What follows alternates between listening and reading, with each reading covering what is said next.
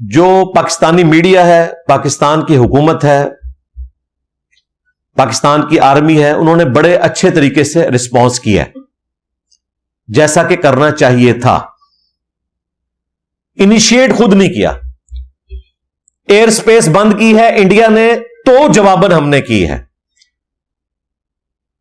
پوری دنیا کو یہ میسج آ رہا ہے کہ کون جنگ کرنا چاہتا ہے. حالانکہ اس کا نقصان انڈیا کو زیادہ ہونا ہے، کیونکہ زیادہ تر لوگ تو اس طرف یورپ، امریکہ اور مڈل ایسٹ میں ان کے بھی لوگ جاب کرتے ہیں، تو وہ پاکستان سے اڑ کے ہی ان کی فلائٹس جانی ہے. ان کو ایک مہینے میں آلموسٹ کوئی $500 ملین کا نقصان ہونے والا ہے.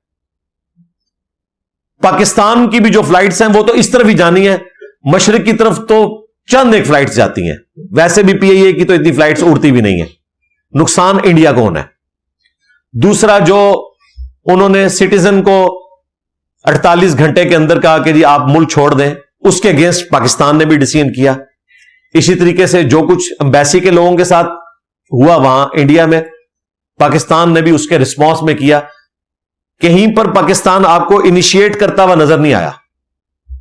اور اب یہ جو بڑی ایکٹیویٹی اناؤنس کی ہے مودی نے کہ ہم جو انڈس واٹر ٹریٹی ہے، سنتاس کا جو معاہدہ ہے انڈیا اور پاکستان کے درمیان، جس کو انٹرنیشنل طور پر ریکگنائز کیا گیا ہے، بلکہ دنیا میں کیس سٹڈی کے طور پر اسے پڑھایا جاتا ہے، اس کا انہوں نے کہا جی ہم اس کو معطل کرتے ہیں. اور پھر ساتھ اس نے ایک گپ مار دی کہ جی ہم ان کا پانی بند کر دیں گے. یہ بھائی کوئی نلکا نہیں ہے جو آپ نے بند کر دینا ہے، نہ کوئی ٹوٹی ہے جس کو آپ نے بند کر دینا ہے. پانی کے اعتبار سے یہ دنیا کے ٹاپ کے 3 بڑے دریاؤں میں دریائے سندھ آتا ہے. نیل ریور ہے، ایمیزون ہے اور دریائے سندھ. اور پانی جو اس میں فلو کر رہا ہے وہ دریائے نیل سے بھی ڈبل پانی فلو کرتا ہے دریائے سندھ کے اندر. یہ سندھ نام تو اس کا بعد میں پڑا، اصل میں اس دریا کا نام ہے دریائے اباسین، یعنی دریاؤں کا باپ اباسین. باقی دریا بھی سارے اس میں جا کے گرتے ہیں، ستلج بھی، جہلم بھی، چناب بھی. تو دریائے سندھ کے پانی کو روکنے کے لیے آپ کو کئی ایک ڈیمز چاہیے. وہ بھی جب ڈیم بھر جائے گا پھر آپ کو اوور فلو تو کروانا پڑے گا. اور ڈیم آج اگر آپ بنانا شروع کریں تو 10 سے 15 سال چاہیے، وہ بھی اگر آپ کے پاس بجٹ ہو. اور جس جگہ سے یہ دریائے سندھ نکل رہا ہے ان پہاڑوں میں ڈیم بنانا تو اس کے لیے بہت ہیوی بجٹ کی ضرورت ہے. لہذا یہ جو مودی صاحب نے اناؤنسمنٹ کی ہے نا، اس کی امپلیمنٹیشن اگر سیریس ہوئی نا تو 15 سال کے بعد ہوگی. لہذا بے فکر رہیں، کچھ نہیں ہونا.